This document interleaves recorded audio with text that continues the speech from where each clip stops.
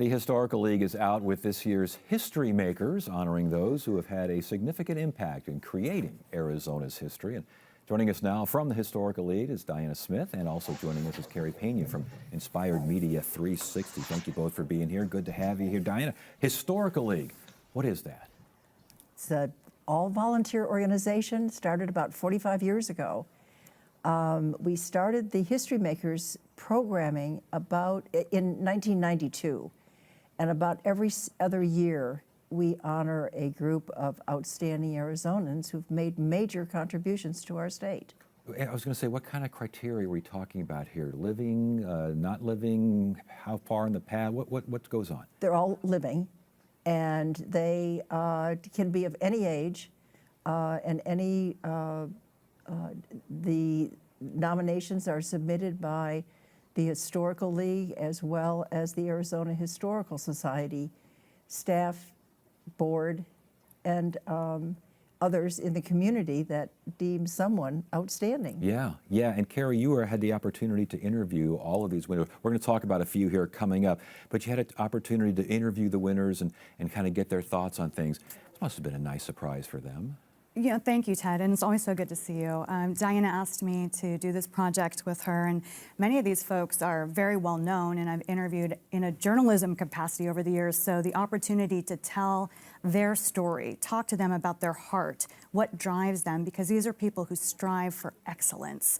So it was tremendous to be able to sit down and share time with all of them. Let's look at some of the history makers here. We'll start with Frank Barrios, who did die apparently this year, just not too long ago at the age of 81.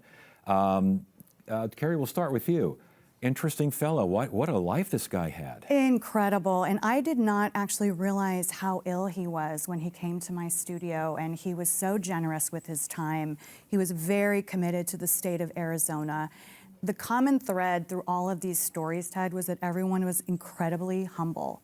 I had to really pull it out of them to talk about how much they have achieved.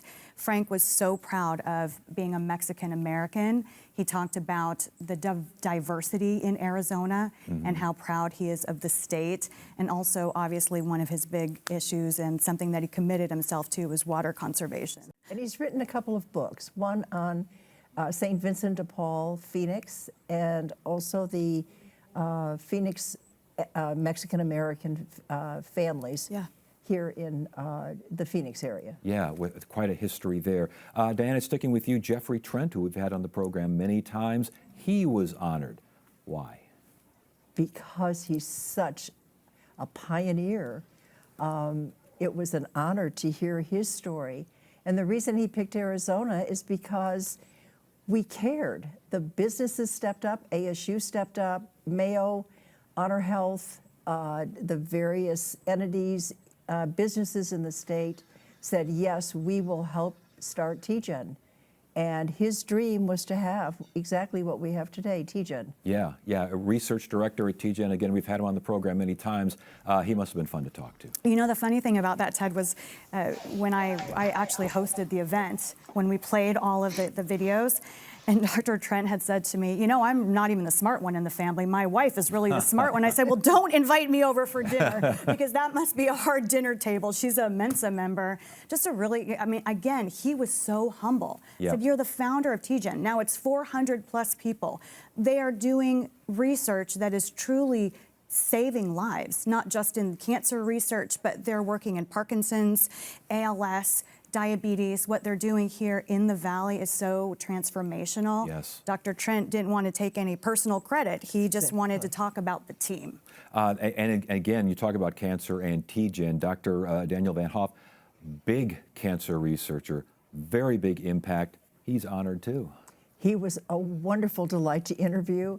He started in a one-room schoolhouse in the Midwest and shared with us that it was science that inspired him, and he just pursued. Yeah. He loves Arizona. He loves the diversity here, and he loves the diversity they talked about. All these honorees talked also about the diversity of climate. You go to the northern part of the state, the southern part of the state, the Phoenix area. Everything is so very different, and so there's so many opportunities for that kind of just demographic diversity.